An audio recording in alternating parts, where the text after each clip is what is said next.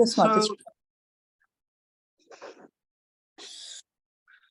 tonight, I would like to complete this series of what inspires me. I tried very hard to get my husband to do the final presentation, but he's already anxious, would be the right word, I think, about all the things that he has on his plate for when he returns to Vrindavan. And so he didn't feel very inspired to come and take part this evening. Tomorrow is his last day here, and then he's back to Vrindavan.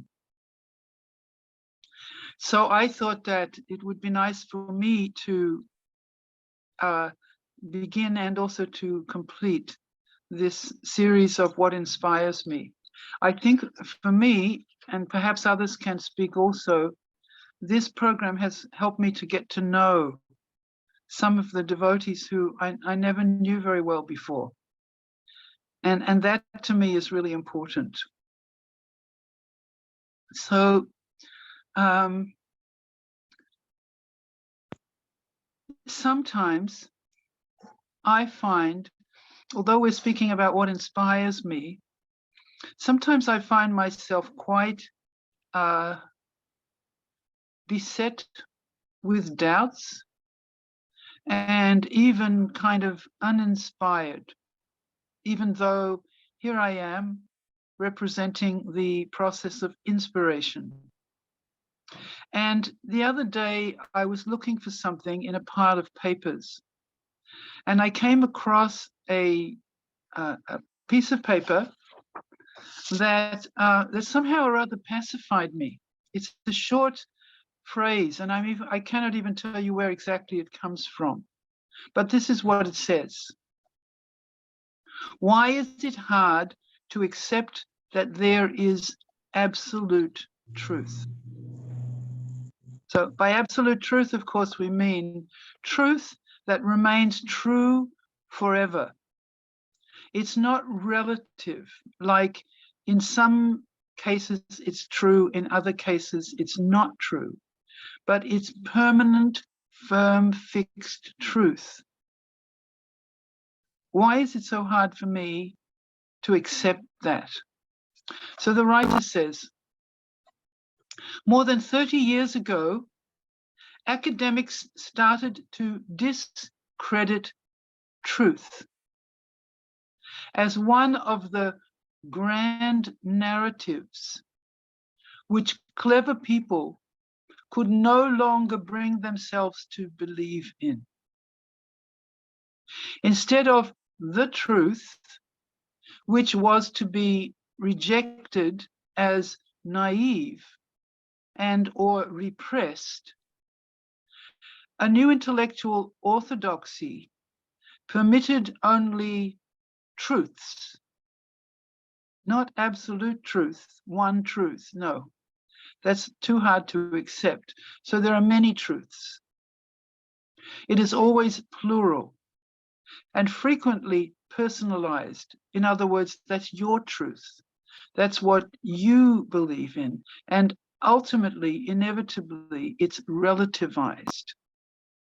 So people in India believe this is true. People in Australia believe something different. Women believe one thing, men believe another truth. Children have a truth. Adults have a different truth. Everyone has their own truth. Under the terms of this outlook, all claims to truth are relative to the particular person who makes them. There is no position outside our own particulars from which to establish universal truth. So this is the climate that we're living in. It's the background, you could say. It's the air that we breathe. It's the educational system that presents facts and figures to young minds who, if they're high achievers or they're very open to learning, they absorb this like a sponge absorbs water. And to some degree, sometimes their family background, if it's very precise, will counter this understanding. But for the average person who goes to school, who studies, who learns science, who learns philosophy, who learns all these things, they come away with this understanding. This was one of the key tenets of postmodernism, a concept which first caught on in the 1980s after publication of John Francois Lyotard's book called The Postmodern Condition, a report on knowledge in 1979.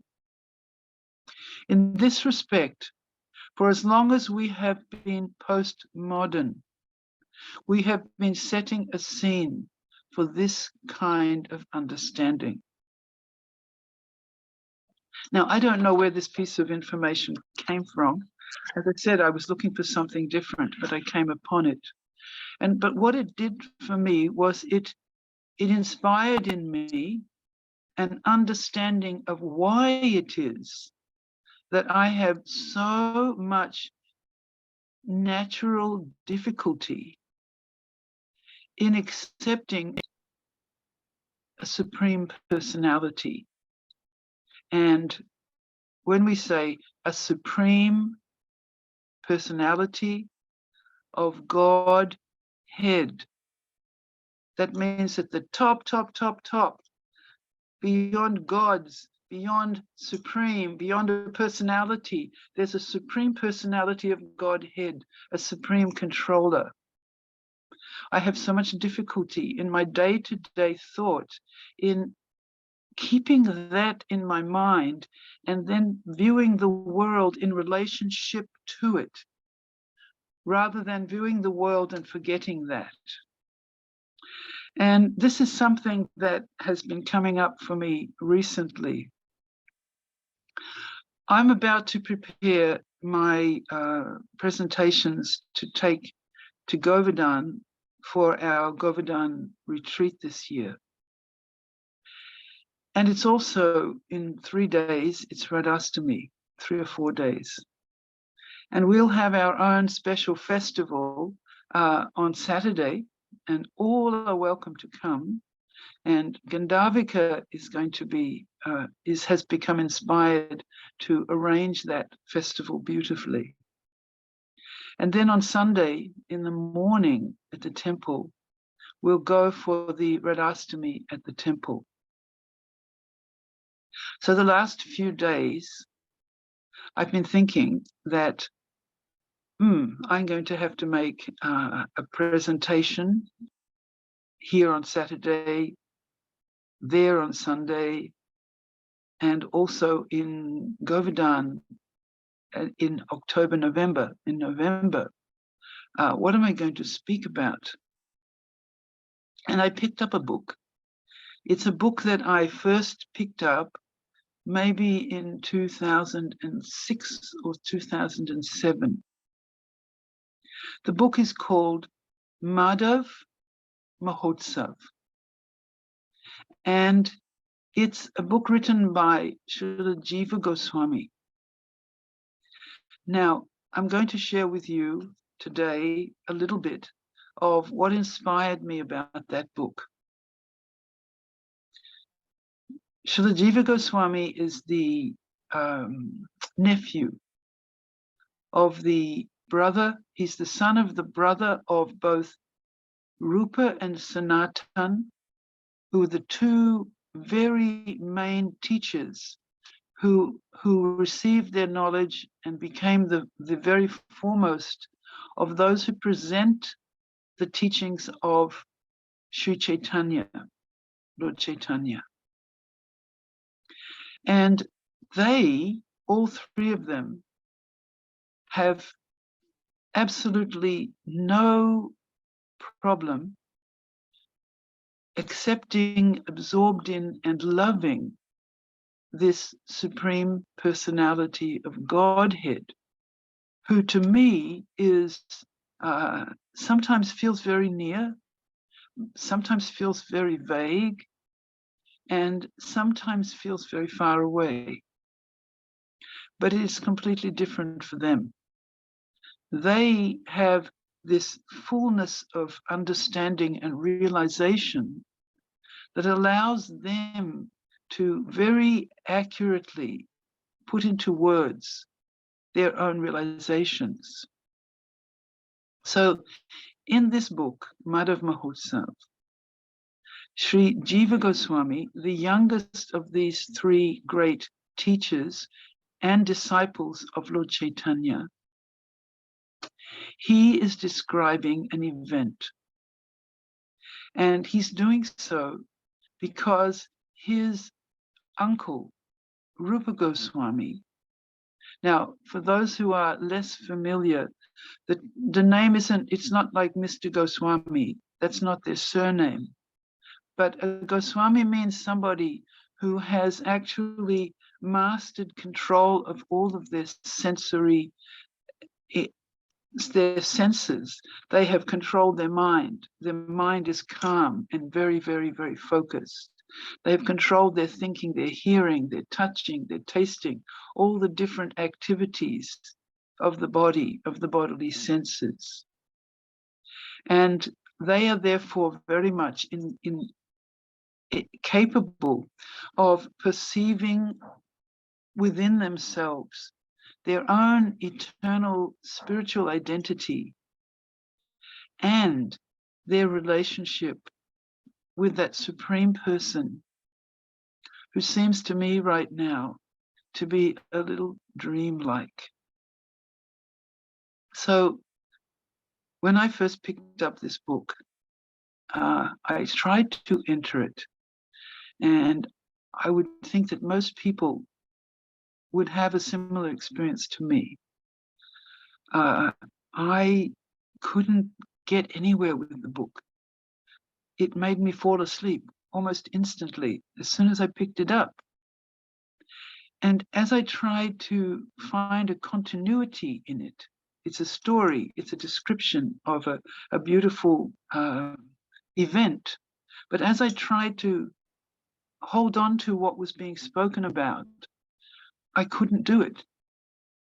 And one of the reasons was because this person is describing something within transcendence, a transcendental event.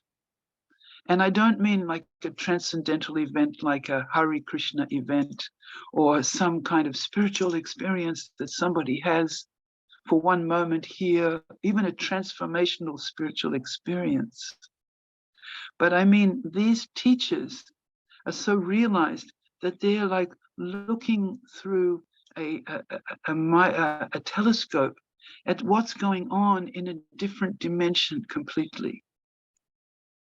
And that telescope is not like a telescope out here, it's like from within their hearts. And so what they're describing, although it bears some similarity to what I see and know, in another way, it bears no similarity in its magnitude, in its characteristics. So I'm reminded of a story that Prabhupada's teacher used to tell, and Prabhupada told it too. And this is something I have to keep bringing my own intellectual faculties back to this point. And he said that once there was two frogs living in a well, and one frog was curious, and the other frog was quite happy living in the well. So the curious frog managed somehow to get out of the well. And when he got out of the well, he went hopping along, hopping, and he came to this vast body of water. It was the ocean. And this frog, he looked at the ocean. He had no words to describe the vastness of what he was seeing, a little frog. And after he had had this profound experience, he hopped back to his well, jumped into the well, and he told the other frog, "You've got to come with me. I've seen the most incredible thing. It's like water, like so much water." And the frog in the well, he was saying, well, is it 10 times bigger than this well? And the frog's saying, no, no, no, no, no, nothing like this well. And he's going, okay, 100 times bigger than the well? And he's going, no, it's completely different than this well. And then the frog was just trying to expand and expand and expand on his capacity to comprehend. Okay, so is it a million, zillion, trillion times bigger than this well? And the other frog is saying, no, I can't. You haven't got a reference point that you can conceive of the ocean. So similarly, we don't have a reference point where we can conceive of what is the spiritual world like. What is it that I'm blind to right now? And I have the right to and the heritage to see it, but I don't have the eyes to see it. What is that like? What is that that's beyond everything I can imagine or see or think of now? So this Madhav Mahotsav, this book, it describes the coronation, not in a serious way like the kings and queens of history, but it describes a beautiful coronation where Srimati Radharani, who is Krishna's feminine, beautiful counterpart, where she is crowned as the Queen of Vrindavan. Her name after this experience is Vrindavan Ishwari. And Ishwari means not exactly queen, it means like controller, the owner, the monarch of Vrindavan. And the exchange takes place in gentle, loving play.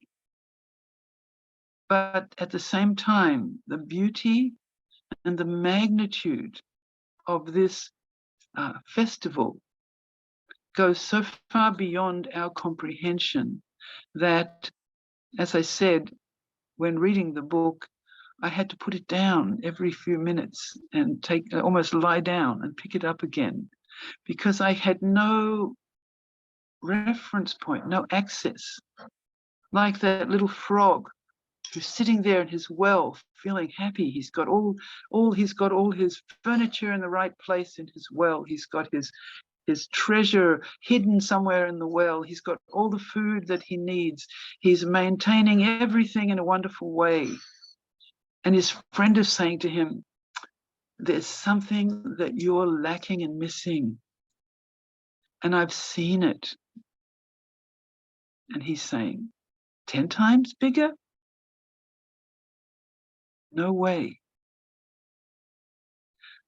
So the process to actually go beyond our well, to go beyond our limited capacity of our intellect, of our mind, of our experience, of our thinking that we know, the process to go beyond that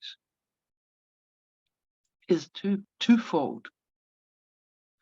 One is, from our side, we have to develop, what can I say, like a curiosity. We use the word sometimes eagerness, a greediness, an intensity that I want to know this. And that has to come from us. And that's not altogether easy, because our the word in Sanskrit is raga. It means like taste. Our raga, or our attachment, is spread right now throughout the whole world. It's spread up and down the YouTube channels. It's spread all over kinds of food, all over kinds of politics, all over kinds of things. All these things we're very interested in, or we're not. But that attraction, we need to train that attraction to go towards Krishna, to go towards our relationship with him, and to go towards the importance of that relationship. Because if we don't do that, we remain a contented or discontented frog in a well. That's our side. We have to commit, we have to want, we have to see something, desire something, we have to activate our side. And then on the other side, it depends on finding the right people to listen to. They have to be credited, they have to be understood to be in this line of teachings, so that the teaching comes down intact. Just like when we have a straw and we suck some beverage, there should be no interference. The fluid should come up the straw into our mouth. And similarly, we can see things that we go down without any interference. So when we find something like this book and we try to hear from it, and we do that in small doses, it can gradually revolutionize our understanding of reality way, way, way beyond this world. And it doesn't mean that we forget the world and we're indifferent to the world. It means something quite different than that. When this high level of consciousness occurs within us, we see everyone as equally deserving of our love and respect. And we see that there's only one thing lacking in the world, and that is this understanding of what everything belongs, why everything is here, what is the purpose in our lives, and how to attain success on that path of perfection. So I'm sort of just rambling. I hope you'll excuse me. I wasn't quite sure what I was supposed to say tonight. I was inspired by this book, which I will attempt to share with you both Saturday and Sunday at our festivals, because it's the essence of who is Radharani. What is this principle of the transcendental feminine? There's Radha and Krishna, and then we see in this world, we see male and female amongst human beings, and we see male and female against higher living creatures, higher living beings like gods and goddesses in all cultures. There's always the male and the female. And the male and female can get themselves into a lot of trouble. They can do so many things. But there's always, in every species, there's the male and the female. Nowadays, we're jumbling them up a little bit. It's part of what's occurring. But nevertheless, whatever you do, there's still the male and the female. And the male and the female in transcendence, it's Krishna and his dearest, most divinely satisfying pleasure potency personified. That's how. It's Krishna with his absolute female who they love and exchange love on a level that is beyond this world, and everything that you see coming down from there, all the gradations of male and female, are generated from the original source of the divine male and female. And the beauty of the exchanges between them is the essence of what people are searching for in male and female exchanges. But here in this world, we're looking at the shadow of the reality only. So Saturday and Sunday, we'll talk more about this, and I'll share with you something from this book, Madhav Mahotsav.